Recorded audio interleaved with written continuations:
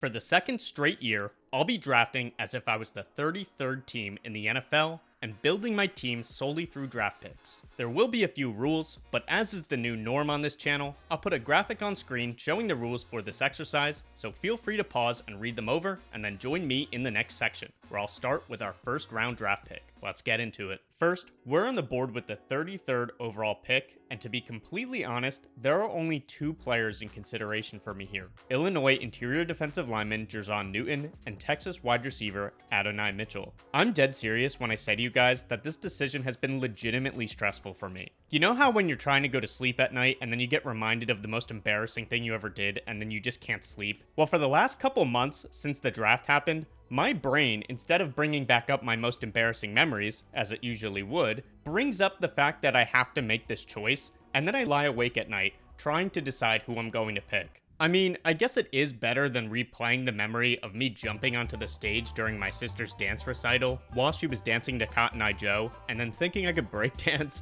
and then just spinning around in a circle in front of a million horrified parents. But the decision was still stressful. I'm honestly just going to forever have them pitted against each other in my mind to see if I made the right choice, because I think they're both just such talented football players, and I really wanted both of them on my team. But I need to make a final pick, a pick that will forever be solidified in this video and can never be changed. So, with the 33rd overall pick, the jumbo packages choose Texas wide receiver A.D. Mitchell, who was picked in the actual NFL draft at number 52 overall in the second round by the Colts. I already have a scouting report of Mitchell on the channel, so I'll keep it short here. He's an excellent all-around wide receiver because at 6'2", 205, he has X-wide receiver size, and he has excellent athleticism for his size, shown by his 9.99 RAS score, which is 5th best all-time for wide receivers at the Combine. At his best, he's an incredible, twitchy mover with the ability to make super sharp cuts to separate from DBs, and he does an excellent job using nuance in his routes to always keep defenders guessing. His ability to vary his tempo,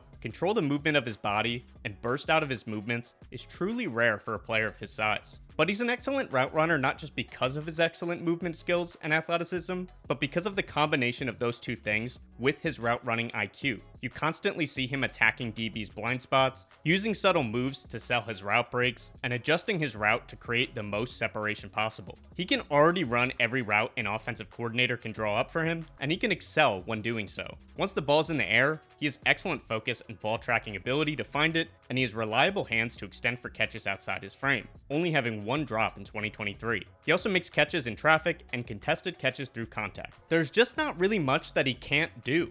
But he isn't without his risk. It's not so much whether he can do it, rather whether he can do it consistently. I've already mentioned the main concerns with Mitchell 3 times on this channel, but in short, there are concerns about his effort and his management of his diabetes. These concerns lead to inconsistency on the field, where 50% of the time he'll be burning a DB with these insane flashes of brilliance and athleticism, and then the other 50% of the time, he'll look like he's legitimately struggling to create separation or run a route against the exact same DB. This shows in his college production, as his best season only saw him manage 845 yards, and he would disappear from games at times. Off the field, there are varying reports indicating that Mitchell has struggled to control his diabetes, leading to times where he is, quote, uncoachable and, quote, rude and abrasive. There's been a lot of pushback on this from teammates and from his real GM, Chris Ballard, who called the reports bullshit.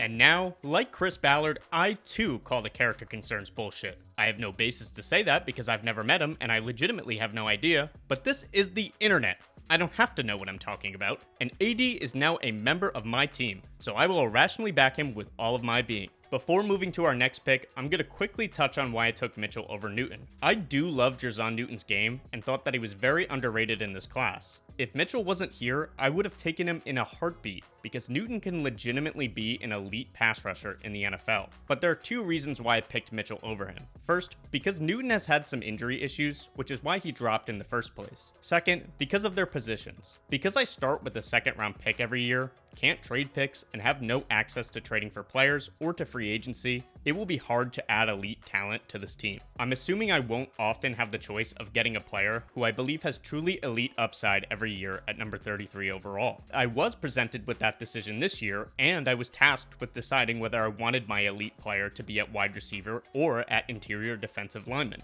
assuming they both do become elite, which obviously isn't a given or even likely for that matter. I chose wide receiver, and despite being kind of sad that Newton won't be a member of the Jumbo Package team, I'm very happy to welcome Mitchell to the Jumbo Package team and to add Newton to the second team, where I'll be tracking my runner-ups every year to see if I made the right choice. Now that the choice is made, I can finally go back to thinking about the Cotton Eye Joe incident. Like Madden, let's now sim to the next user pick and discuss our second round pick. In the second round, at number 65 overall, the Jumbo Packages will choose interior offensive lineman from Kansas State, Cooper Beebe, who was picked in the actual NFL draft by the Cowboys at number 73 in the third round. Beebe is literally built like a square with legs, kind of like a wider and thicker SpongeBob, if you will. But this square build gives him a low center of gravity, allowing him to play with excellent leverage and balance. My favorite thing about his game was his hand usage. He was constantly delivering multiple accurate hand strikes into the chest of defenders, and doing so while independently moving his feet, staying coordinated the entire time. He's at his best as a mauling run blocker, getting his hands into the defender's pads, and driving them off the ball, moving defenders out of the rushing lane to create gaps for the running back. He was also fairly quick to climb to the second level, and I found that, unlike so many other offensive linemen, he really didn't lunge into his second level blocks and get out over his feet that often. He's also a very cerebral player. He just senses free rushers and is always helping out teammates and giving more help outside the typical help that guards typically provide. Coaches also rave about his character and instincts. According to Dane Brugler, coaches called him an extension of the coaching staff. He's also durable and versatile. He didn't miss a single game in his final 3 seasons, and he has 48 combined starts at left tackle, left guard, and right tackle. Despite all of this moving around, he has been excellent throughout his college career, only allowing 2 sacks, 6 quarterback hits, and 20 pressures on 1,259 pass blocking snaps. This led to being named Big 12 Offensive Lineman of the Year 2 times. In combination with all that, he tested extremely well at the Combine, getting a 9.27 RAS score, a 7.44 second 3-cone, a test of someone's agility and bend for a player built like the protagonist of Geometry Dash just doesn't make any sense. In terms of weaknesses, there aren't many, but I'd say that this testing does not show on the field. His slide quickness is pretty average, he can have heavy feet at times, and he will struggle with allowing defenders to cross his face in the NFL. The main issue with Beebe though is his problematic arm length and small hands. With 31.5-inch arms, he falls into the second percentile for arm length, and his short arms limit his range and recovery ability and ability to get into defenders' chests, which allow them to get into his chest and test his anchor. All in all though, Beebe makes an excellent pairing with Osiris Torrance and DeJuan Jones, and he can slide anywhere into our beefy offensive line that we're building. Our next pick is the 96th overall pick in the third round. This was another really difficult pick for me, but I eventually narrowed it down to NC State linebacker Peyton Wilson, who was originally selected by the Steelers at number 98 overall in the third round, a compensatory pick. I want to start with the weaknesses first, because there are some pretty serious ones. After I selected Corey Trice last season, this now makes 2 years in a row that I'll be taking an injury-prone player from the Steelers. But Wilson's medical red flags may be even worse than Trice's. Since his senior year of high school, he's had surgery over 10 times for different issues, including 2 ACL tears and 3 dislocated shoulders. Similar to Odell Beckham Jr., he actually is just missing an ACL on his knee, as he has secondary stabilizers to support himself. But unlike Odell Beckham, he doesn't like Cleveland Browns. Alongside his injury history, he's an older prospect, having just turned 24 years old a few days before the draft. He's also a skinnier player whose play strength causes concerns with getting washed out of rushing lanes and playing against tight ends in coverage. His lack of length doesn't really help either. With 30.5-inch arms, which is 6th percentile, he struggles to disengage from blocks when blockers manage to get hands into his chest, and his tackle radius becomes more limited than it might otherwise be if he had better length. Other than those concerns, my main concern is his high-cut frame, which makes it difficult for him to flip his hips and transition upfield to cover vertical routes. But I'm not trying to shit all over Peyton Wilson. That's Odell's thing. I love Wilson's play on the field, as his combination of instincts, vision, versatility, demeanor, and athleticism make him an absolute monster. He's an elite athlete for the linebacker position, posting a 9.89 RAS score, which was 33rd all-time for linebackers. His 4.43 second 40-yard dash, which was first amongst all linebackers this year, and his 1.54 second 10-yard split, which was tied for first, are extremely evident on the field when you watch his tape. With regard to his acceleration, his closing burst is nuts. Seriously, this guy hits a visible speed boost, like Mario Kart in real life, whenever he's closing in on ball carriers. Wilson is like a missile working towards ball carriers, and he ends his flight to the ball by being a relentless, violent tackler. But what I loved most about Wilson was his intangibles. His vision is incredible to consistently find running backs in gaps and to navigate tight areas. He consistently does more than he's asked. He doesn't just strictly play his gaps, he actually reads the development of the play and plays to the running back. He's able to instantly disengage from second level blocks. It was actually impressive how little times he allows offensive linemen and other blockers to actually get their hands in his chest and control him. Now, this is different from the weaknesses section, where I mentioned that he struggles to disengage once blockers actually get hands into his chest. Before that point though, he does a great job at preventing them from ever being able to get their hands there in the first place. We've also touched on it a little, but I love this guy's motor, his violence, and his ability to finish his plays that he wins. He'll run the entire length of the field to go chase down a tackle, even when no one expects him to, and he wants to be involved on every tackle, even helping teammates when the ball carrier is already practically down. He's also just an extremely violent player, always willing to run into other players, constantly putting his body on the line to help the team. That's why I compare him to like the linebacker version of George Kittle, who's another player who's an extremely physical football player at the sake of his own health and ability to stay on the field. All of these traits make him an excellent run defender, as he's the sideline to sideline range to meet ball carriers at the edge, and he can be a true touchdown and big play saver as a tackler because of his ability to close in on tackles and his determination to be involved. He's also very versatile in position and playstyle. In college, he lined up on the edge, inside linebacker, outside linebacker, played in the slot, and even had a snap at safety. He can play in zone coverage or man coverage, and he's an excellent quarterback spy. His quickness, acceleration, and vision also makes him an excellent gap shooter in run D and as a pass rusher, and he's seamless at transitioning between the different types of assignments that he might get on any given play. He just does all of the parts of being a linebacker extremely well, which is why he won the Bednarik Award, given to the best linebacker in 2023. And he was named ACC Defensive Player of the Year. In coverage, he only allowed a 47.2 passer rating, which was the 18th best. He had 41 run stops, which was tied for the 14th best, and he had 26 coverage stops, which was first. He also had 3 interceptions, 69 nice solo tackles, and 69 nice assisted tackles, 17.5 TFLs, 6 sacks, and 6 PBUs. He's also managed to play 23 games in his last 2 seasons, showing that he's been able to stay on the field, and his excellent play has been after the bulk of his injuries, showing that they haven't slowed him down. So, despite all of the concerns, I just have to take Wilson. He's easily a first-round talent in my eyes, and I'm confident that, if he can stay on the field, he's going to be a high-level NFL player.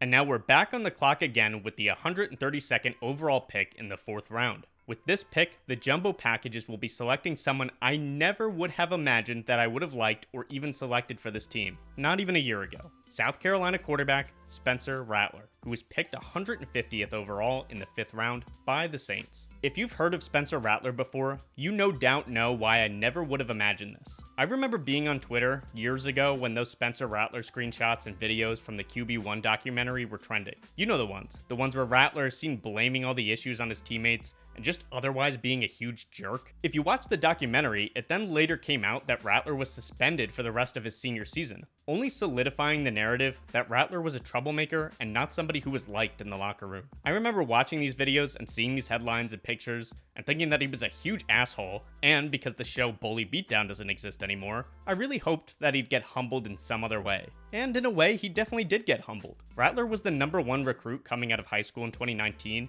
but he didn't even come close to living up to those expectations. He started at Oklahoma, where his poor play and reports of him being a bad teammate would result in him being benched for Caleb Williams, ultimately leading to him transferring to South Carolina. At this point, everyone was against him. Everyone thought he was a dick, and he was getting spat on by the media for his poor play. Everyone except his new school wanted him to suck. It would have been easy for him to become discouraged, to not change, to not learn, to just become another #1 recruit who busted and couldn't make it into the NFL. But with the rest of his career hanging in the balance, Rattler actually seemed to make a change for the better, both on and off the field. All reports indicate that Rattler has greatly matured as a person and a leader, and he's continued to improve his game on the field. Obviously, I don't know the guy, and I have no way to get to know the guy, but watching interviews with him and seeing him speak, I think that you can see a difference in his demeanor and his attitude, so I tend to believe those reports. Assuming the reports are correct, that he's not the locker room cancer that he was once thought to be, you really have to give credit to Rattler, no matter your opinion on him or the previous version of him. It was no doubt very difficult to progress as an individual off the field, as a quarterback on the field, and as a teammate and leader. When people were actively rooting for you to fail, you had to transfer to a new environment with all new people, and your only sample size of college play was poor, making it difficult for you to believe in yourself. Whatever the mistake, it's always good to see people change and to grow through it. Again, assuming these reports are true, it shows Rattler's ability to not only work through adversity, but to grow through it, which is a trait that can't be understated and one I'd want in my quarterback. So I'm using this new information to change my opinion, and I'm going to hope that the new information is as trustworthy as I believe it to be. But now that we've addressed the elephant in the room, let's talk about Rattler on the field, because I loved his tape. He's a very high floor option with some traits that raise his ceiling. In college, he was tasked with making full field reads, and he showed the ability to do so, finding the right throw and delivering the ball accurately. He's willing to attack every area of the field and is very adept at throwing into tight windows into the middle of the field. He has solid zip on his throws, and he has impressive ball placement most of the time, showing the ability to throw receivers open rather than waiting for them to get open.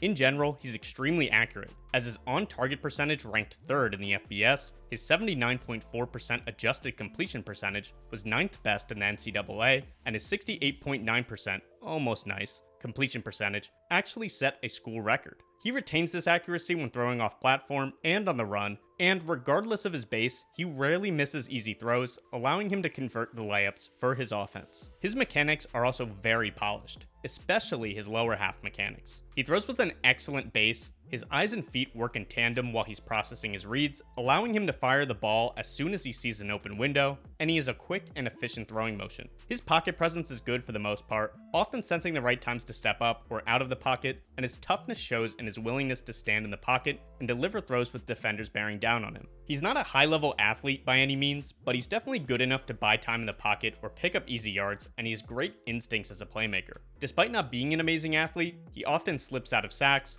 evades defenders in the pocket, and finds opportunities to make unconventional plays. When moving throughout the pocket, he keeps his eyes downfield, looking for potential throws, and he's very willing to reset and throw when moved off his spot, rather than taking off too early. When under pressure, he seemed to be very calm and collected for the most part, and in general, but not always, made good decisions to throw the ball away. Rattler was under pressure an absolute ton, as his offensive line at South Carolina was atrocious. So much so that his 855 yards passing while under pressure were the 3rd most in college football. I have no earthly idea why the offensive coordinator kept calling plays with long developing route concepts, knowing how bad the offensive line was, because Rattler rarely had sufficient time to actually read out the concepts. But in a sense, this does work in his favor, because having all of this experience under pressure required him to speed up his processing and also prepared him for the NFL life, where the time to throw is just much shorter. Even if the offensive line did hold up, there were so many plays where wide receivers just didn't get open, which again gave him experience making NFL-level throws into tight windows. He delivered some amazing passes into these tight windows, and many times they were dropped, which just shows that he clearly matured, because I would be a bad teammate too if all my highlight tight window throws were being dropped. But besides the character questions, there are definitely some concerns surrounding his size, ceiling, and consistency. At 6 foot and 211 pounds, Rattler is in the 6th percentile for height and the 13th percentile for weight. His shorter stature hurts his ability to throw in compressed pockets, hurts his ability to read the development of the play, and will lead to batted balls. His arm strength is only just alright. He struggles to hit throws to the opposite hash, and he frequently underthrows deep balls, leading to interceptions and requiring wide receivers to work back to the ball rather than being able to catch it in stride and continue to run. But it's not just the fact that he underthrows the ball, it's also the fact that he keeps doing it as a result of being overconfident in his arm strength, leading to his mind writing checks that his body just can't cash. It's also a problem when he throws off platform, where he loses even more air on the ball, resulting in him underthrowing some balls when throwing on the run. His play in general can also just be very inconsistent in many parts of his game that he usually excels at. Starting with decision making, he'll make excellent decisions like 90% of the time, and then he'll make some really stupid decisions like 10% of the time. Some of them are just stupid throws off platform, under pressure in an attempt to make a play, and others are throws where he misreads the defense or just completely misses a second level defender. His ball placement is also excellent for the most part, but can be inconsistent. Specifically, he really struggles to hit wide receivers in stride in the middle of the field, often throwing on the back of their hip rather than leading them. Reading the field, he's generally good, but he'll miss a few plays here and there, and he never seems to attempt hole shots. I think I saw him turn down around 5 hole shots while I watched him, and I'm not really sure why he won't throw them to open wide receivers. He'll also predetermine reads at times, throwing the ball to receivers when the look is just not there. He's also not always great at reading the leverage of DBs, leading to dangerous throws, and he can be slow to recognize blitzes at times and find his hot route. I also just found that he was slightly late on some throws as a result of sticking onto his first read too long or waiting for routes to come open instead of throwing with anticipation. His pocket presence was good for the most part, but there were definitely a few times where he broke the pocket too early or stepped up into a crowded pocket, basically handing the defense a sack on the rare instance where his offensive line didn't just give up a sack immediately. Outside of the inconsistencies in those areas, his play is still at a high enough level for most of the time to consider him a potential starter in the NFL with a high floor, even if he may not necessarily become a superstar or anything. For a team that doesn't have access to free agency, trades, or a top 32 pick, it'll be difficult to get elite quarterback talent, and I think Rattler's excellent floor, combined with playmaking ability to potentially raise his ceiling a bit, makes him one of the better options for a quarterback I could pick in an exercise like this. If he cleans up some of his inconsistencies, he'll really only just be limited by his height, which is a limitation that's been overcome before, even by a quarterback that's played on his same team. With all that said, I'm very happy to have Rattler leading the jumbo package team. It's my quarterback.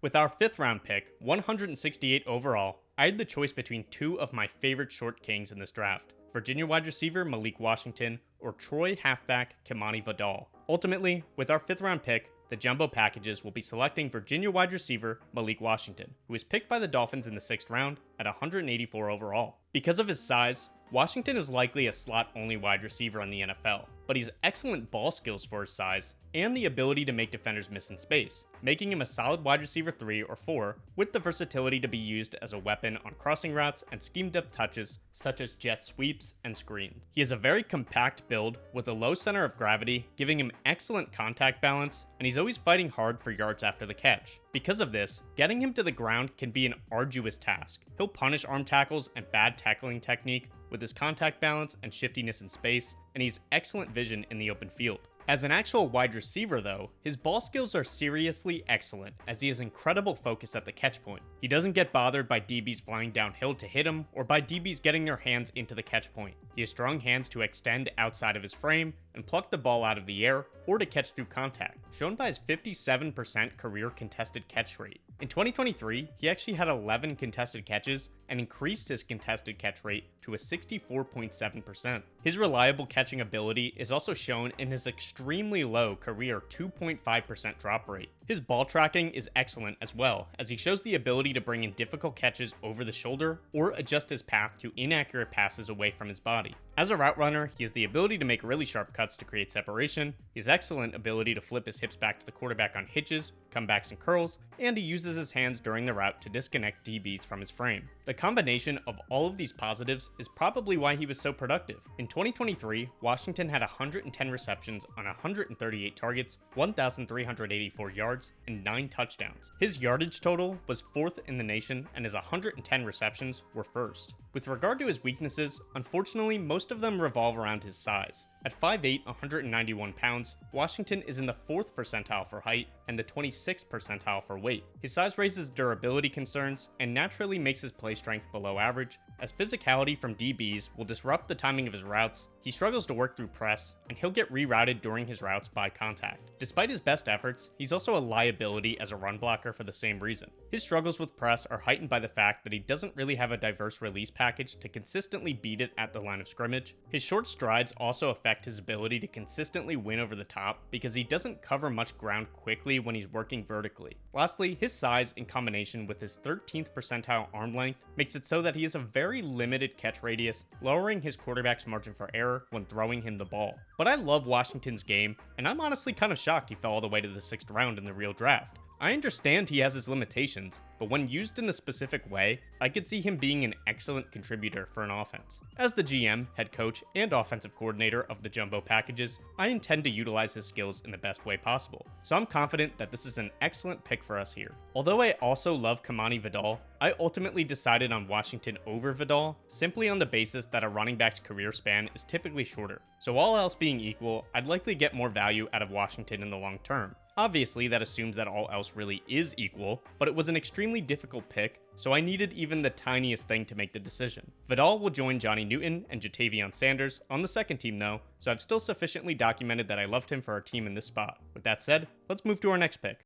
In the 6th round, 209 overall, the jumbo packages will make sure that our offensive line is able to lay the wood on any defensive lineman, selecting Boston College guard Christian Mahogany, who was originally picked 210th overall in the 6th round, one spot before us. Unfortunately, because I don't have much film of Mahogany that isn't broadcast footage that will be copyright claimed, I won't be able to show much of his film here. Lawyers ruin everything, am I right? But my evaluation of Mahogany kind of split the difference between consensus and the NFL, as he was seen as a 4th round pick by consensus and picked in the 6th round of the NFL draft. I had him with a 5th round grade. Mahogany is a mauling run blocker with a finishing mentality who fits best in gap schemes because of his excellent upper body strength. He uses his violent hands to pop defensive linemen off the snap and get them off balance, then he uses his great leg drive to finish off his blocks and move defenders out of rushing lanes. He's always looking to blow up players, especially smaller linebackers at the 2nd level, and he uses his strength to create rushing lanes all on his own. He has solid length for the guard position, which he combines with his strength to seal defenders out of gaps,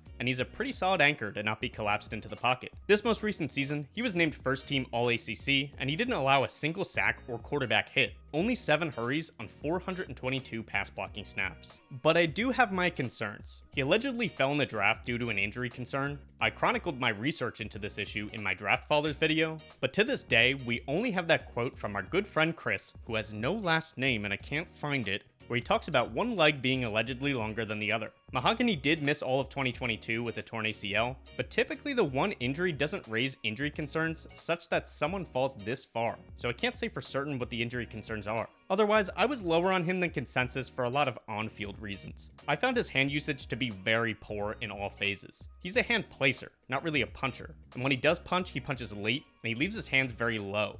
This led to a lot of snaps where he allows the defender to get into his chest, and he just kind of gently places his arms on the outside of the defender's elbow, putting the entirety of his ability to win the snap on how well he can anchor. This allows defenders to dictate the snap instead of him. Despite having large hands, I also thought his sustain on blocks was extremely poor. He was constantly falling off blocks for multiple reasons. First is because of his hand accuracy in the first place, making it such that he struggled to get his hands in a good enough position to actually latch on and drive defenders. Second is because he'd stop his feet during the snap while blocking, allowing defenders to kind of wiggle around him out of his grasp. Third is similar in that when he didn't stop his feet, his lateral quickness just isn't the best, again allowing defenders to get around him and out of his grasp. Fourth is that he takes poor angles to blocks and struggles to square up defenders in space or when he's on the move. He also has a bad habit of going for the highlight block to blow up the defender rather than getting hands into blocks and driving defenders, leading to many times where he'll just push a defender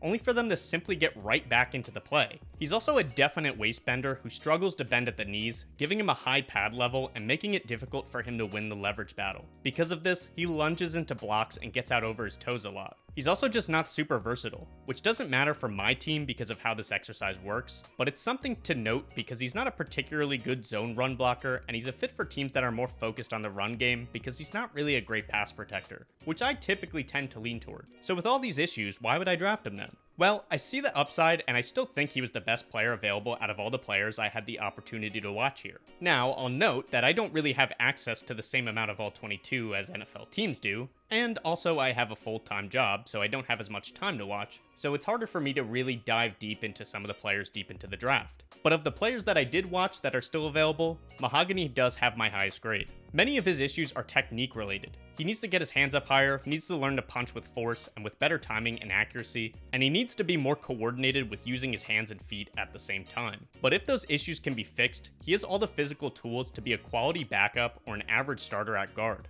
which is a blessing in the 6th round. Also note that I didn't have any All-22 of him, and the only broadcast games I could get of him were on some of his lowest graded PFF games, so perhaps my perception is skewed by the sample size. Regardless, I still see the upside, and I'm happy to have him on my team here. Now with our final pick, the 253rd overall pick in the 7th round, the jumbo packages will select Miami interior defensive lineman Leonard Taylor III, who originally went undrafted in the 2024 NFL Draft. Taylor is definitely a player with very defined strengths and weaknesses. Starting with strengths, Taylor is at his best in a straight line, barreling full speed with his head down towards the quarterback, just testing the offensive lineman's ability to get under his pads and stop him. He wins mostly with his explosive first step to shoot past offensive linemen or beat them to their landmarks, and his lateral quickness to cross gaps makes him an excellent gap shooter as a run defender and pass rusher. He's a very violent rusher with no ounce of finesse in his game. He's literally just running into everyone and bouncing off them while constantly keeping his legs driving towards the quarterback. Alongside his athleticism, he has a violent punch to knock offensive linemen back off the line of scrimmage. He seriously manhandles offensive linemen off the snap, and he's the clear winner right off the snap most of the time with his ability to gain ground with a powerful initial push. He just controls blockers by firing his hands right into their chest pads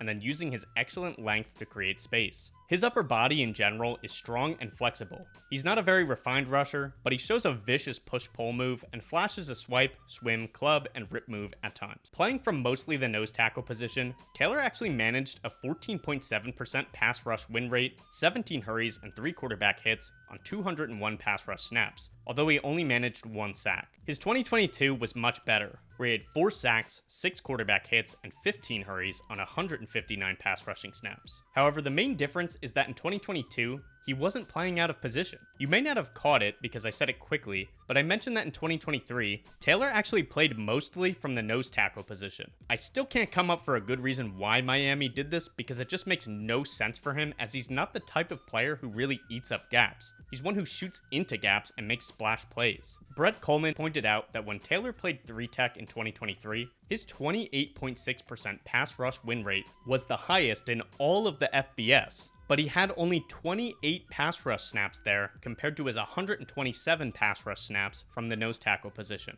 Obviously that's a small sample size, but in this case he has a whole year of playing there where his production was much better, and then when he was back at that position, he clearly was much better there again. So considering the difference between 2022 and 2023, his tape, his surface level stats, and his advanced stats, they all point to the conclusion that he'd be an excellent 3 technique, maybe even one better than a 7th round draft pick.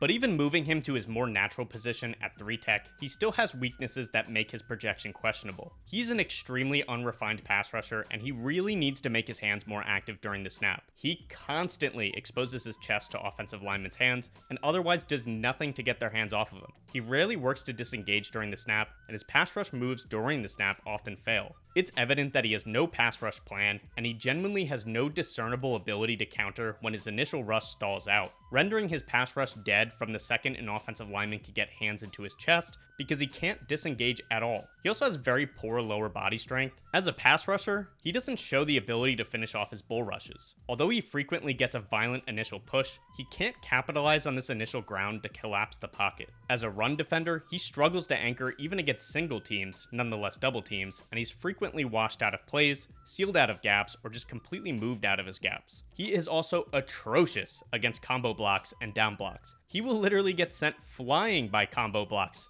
constantly. He doesn't anticipate them, and he doesn't have the anchor to hold his ground when blockers attack him laterally. He also just gets redirected by contact too easily. Otherwise, very good rushes can be redirected by offensive linemen's last-ditch efforts to push him slightly off his path, or by running backs picking up the blitz and redirecting him. Something else to note is that he's constantly on the ground, literally almost every single play. To not over-embellish, I would make a cautious estimate that he ends up on the ground on like 75% of plays. He even finds a way to end up on the ground on plays where he has no business finding his way there. He also struggles to finish his winning reps for multiple reasons. First, because he struggles to shed from blocks once the running back approaches. He'll be in position to make a play, but then he'll struggle to actually get off the block to finish the tackle. He also struggles to bend at the knees and break down in space to tackle ball carriers, resulting in him approaching them too high and struggling to finish tackles. Something weird is that his athleticism and playstyle should make him really good on stunts in theory, but he always seems to slow down or otherwise seems unsure of himself on stunts and twists at times. I have no clue why on these stunts he's not going full speed like he usually does, but I can imagine his skill set would lend itself to being a very good stunt person in the NFL,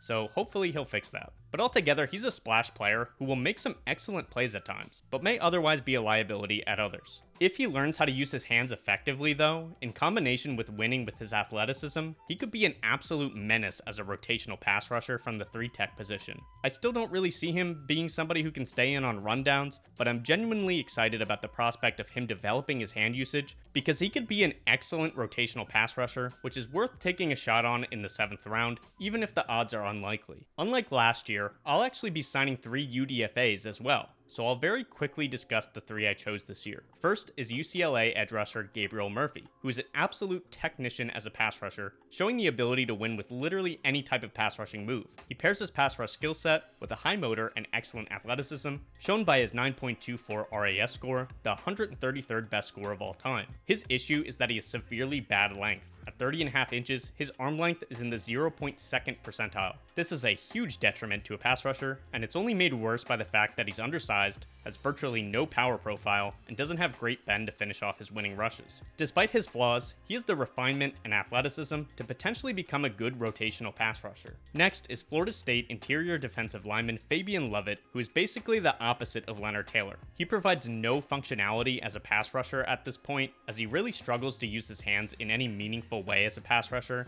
and doesn't have the explosiveness or athleticism to really even finish off his winning reps if he does manage to get any. His game is primarily based on his strength and his elite length, as his 35.5-inch arms are 99th percentile, and he has great size at 6'3", 314. He has a good anchor to eat up gaps, and he has the strength to overpower offensive linemen and redirect them into rushing lanes to disrupt rushing plays. I'll be honest, I didn't really get to watch that many UDFAs, but he was higher up on the list of the ones I did watch, even if I don't really see the same upside that many people projected when they thought that he was like a 5th round pick or so. Lastly is Arkansas cornerback Dwight McLeathern, who is a good zone corner due to his excellent instincts and coverage. He's at his best playing with his eyes towards the quarterback, anticipating route breaks and breaking on the ball. He's shown to be excellent at this, breaking up 24 passes in college and securing 8 interceptions. But he is a UDFA for a reason, as his testing at the combine was pretty poor, his arms are very short, he's skinny, and he's not a refined technician. I found him to be really poor at mirroring wide receivers' releases at the line of scrimmage, and also found him to be very undisciplined with his hips. If he can refine his technique though, and pair it with excellent instincts, he could potentially be a quality backup someday, so I like that potential as a UDFA. And with all of these players now added to the team, here is what the jumbo package team looks like after the first 2 seasons. Obviously, there's still a lot of work to do. I mean, literally most of our starters are day 3 picks, so it'll take a little bit to get there. Overall though, I'm very happy with where we're at so far. I'd love to know who you guys would pick, so leave it in the comments below, letting me know who you'd take for each round. In case you want to see the second team, I'll put that on screen as well. Lastly, I'll be revisiting last year's picks sometime in the future. Some of them actually did really good, and some of them not so much. I haven't decided if I want it to be on the second channel or the main channel yet, so make sure you're subscribed on both so you don't miss it. Otherwise, let me know what you guys think below. This is my favorite exercise on the channel, even though I know it's only my 2nd year doing it, but I'm super pumped to have a 2nd year down and to keep adding on to the team later. But for now, that's it. Later.